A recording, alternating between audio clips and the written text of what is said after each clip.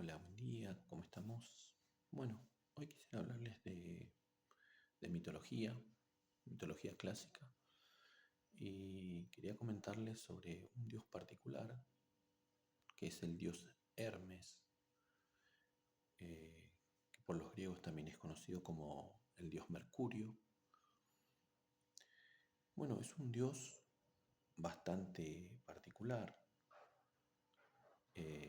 porque es un dios mensajero, ¿no? Eh, Nos cuenta un poco la historia de que eh, es hijo de Zeus, y que el padre de todos los dioses, que es Zeus, le dio este encargo de ser el que lleva siempre el mensaje de los dioses a los hombres. Inclusive se cree, hay una leyenda antigua, de que cuando los dioses quisieron comunicar el lenguaje a los hombres, lo hizo a través de este dios. Aunque podemos decir que la mitología también, a medida que se van mezclando las culturas, se va sincretizando también estos dioses. Eh, Tiene también una relación con el dios Tok de la mitología egipcia. Hay una relación también muy clara. Es que cuando se encontraron estas dos culturas, parece que en algún momento también estos dioses se fusionaron. Y bueno, eh, Es un, es un dios bastante particular. De ahí, de la palabra Hermes, viene la palabra hermetic, la palabra hermetismo, hermética, ¿no? Por eso decimos, cuando algo está cerrado, bien cerrado, está cerrado herméticamente. ¿Por qué? Hay textos herméticos que uno puede conseguir con facilidad, pero esos textos siempre están cifrados. O sea, eh, si alguien no está iniciado, no tiene una iniciación, digamos, ¿no? En esta tradición hermética, no puede descifrar esos textos. Uno lo puede leer de forma literal, pero no va a entender lo que de forma simbólica nos quiere decir el texto.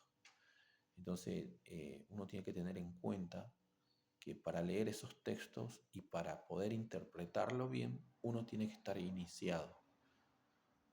Aclaro que estos textos están, inclusive muchos, ya desde el siglo III, siglo IV antes de Cristo, circulaban ya estos textos que son herméticos, ¿no? Ya sea porque ya habían muchas religiones mistéricas que funcionaban, ¿no?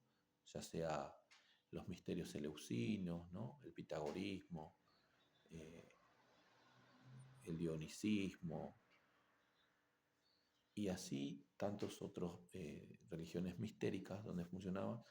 Y ahí es donde entraba el tema del hermetismo, ¿no? Todas personas que estaban iniciadas solamente a esas religiones mistéricas podían interpretar correctamente estos textos. Eh, Le voy a leer un poquito la historia de Hermes desde los mitos griegos de Robert Gray. Explica muy bien de cómo se fue dando este dios, ¿no? Y de cómo fue cobrando rol, digamos, a través de la historia, ¿no? Entre los dioses, y que es muy interesante, ¿no? Cuando él trae los mensajes de los dioses, él dice que va a contar la verdad, pero siempre esa verdad que cuenta ese dios, después hay que ser interpretado, y ahí es donde está siempre como que rodea un poco de enigma ese lenguaje que viene de los dioses. Por eso también ahí está la palabra de este, encierra el hermetismo, ¿no? Lo hermético. Así que bueno, acá del libro de los mitos griegos, les voy a leer la naturaleza de los hechos de Hermes. Dice: cuando Hermes nació en el monte Silene, su madre Maya lo envolvió en pañales y lo depositó en un bieldo. Pero él creció con tan asombrosa rapidez que cuando ella volvió la espalda, El muchacho se esfumó y se fue en busca de aventuras. Luego llegó a Pietra, donde Apolo guardaba un excelente rebaño de vacas, y decidió robarlas. Pero temiendo que sus huellas le delataran, enseguida hizo un montón de calzados con la corteza de su roble caído y lo ató a las pezuñas de las vacas, con hierbas trenzadas, a la que luego condujo de noche por el camino. Apolo advirtió la pérdida, pero el truco de Hermes le despistó y aunque llegó incluso hasta Pilos por el oeste y hasta Orquesto hasta el este, al final se vio obligado a ofrecer una recompensa por la captura del ladrón, Sileno y sus sátiros. Ansiosos por obtener el premio, marcharon en distintas direcciones para encontrar su pista, pero durante mucho tiempo no tuvieron éxito. Finalmente, cuando una partida de ellos pasó por Arcadia, escucharon el sonido sordo de una música que nunca antes habían escuchado, y la ninfa Silene, desde la entrada de una cueva, les dijo que un niño superdotado había nacido allí hacía poco tiempo y que ella era su niñera. Era el niño quien había fabricado un ingenioso juguete musical con la concha de una tortuga y unas tripas de vaca y con un solido había arrullado a su madre hasta hacerla dormir. ¿De dónde has sacado las tripas de vaca?, preguntó los atentos sátiros al ver a dos cueros extendidos a la entrada de la cueva. ¿Acusáis a esta pobre criatura de ser un ladrón?, interrogó Silene, dando inicio a su intercambio de duras palabras.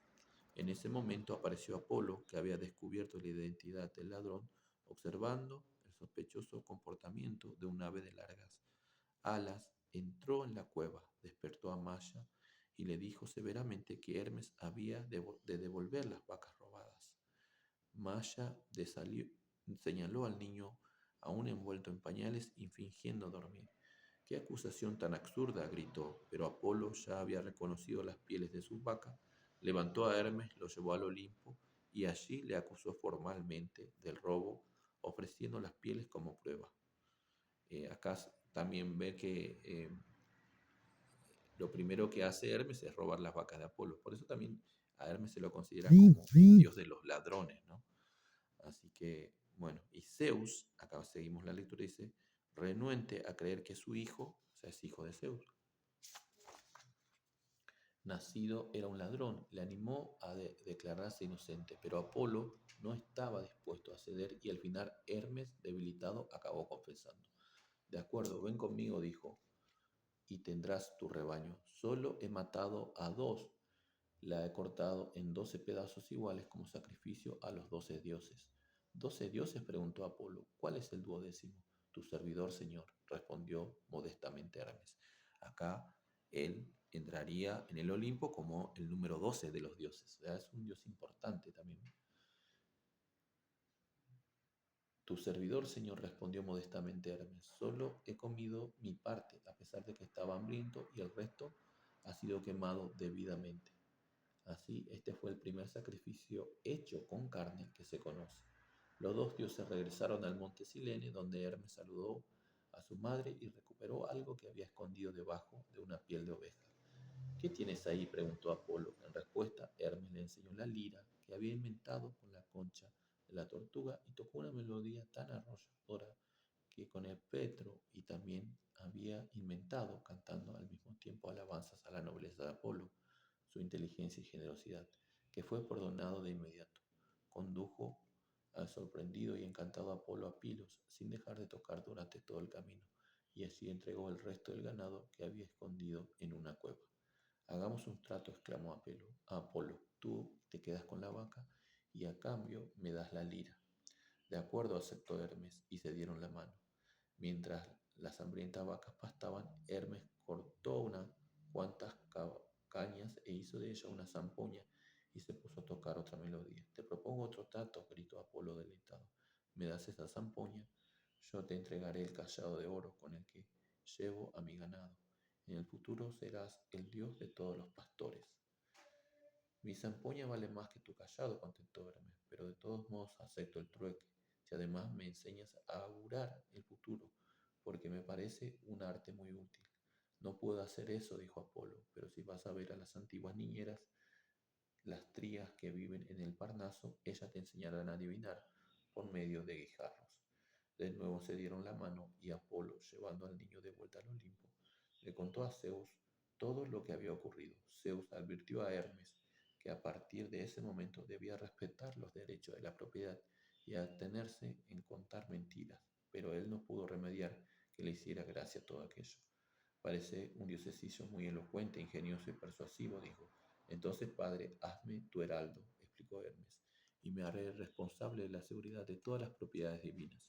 Nunca diré mentiras, aunque no puedo prometer que digas siempre la verdad completa. Nunca esperaría eso de ti, dijo Zeus sonriendo, pero entre tus deberes estará acordar tratados, promocionar el comercio y mantener la libertad de movimientos a los viajeros en cualquier camino del mundo. Acá también se lo conoce como el dios de los comerciantes, ¿no? El dios de los ladrones, el dios de los pastores. Cuando Hermes aceptó estas condiciones, Zeus le dio un báculo de heraldo con cinta blanca que todos estaban obligados a respetar, un sombrero redondo que le protegía de la lluvia y unas sandalias doradas con alas que le transportarían con la velocidad del viento. Enseguida fue aceptado en la familia olímpica, a la que enseñó el arte de hacer fuego haciendo girar rápidamente una varilla de fuego. Bueno, dejamos ahí la lectura, vemos, ¿no?, el mito de Hermes, este dios, que es un dios mensajero, es el que eh, trae el mensaje de los dioses a los hombres, ¿no? Pero lo que mismo aclaramos que la lectura que recién leímos es que ese mensaje nunca va a llegar de forma clara, porque el lenguaje de los dioses siempre llega de forma enigmática. Por eso cuando se consultan los oráculos, ¿no?, siempre eh, hay que hacer una interpretación después de ese oráculo. Y siempre en la historia que alguien recibe un oráculo, eh, es difícil de interpretarlo después. Y acá vemos también lo hermético, lo enigmático que rodea también a este dios mensajero, que Zeus lo hizo como heraldo y como mensajero de todos los dioses. Bueno, espero que les guste esta pequeño comentario sobre la mitología griega de este dios tan importante que es Hermes. Muchas gracias.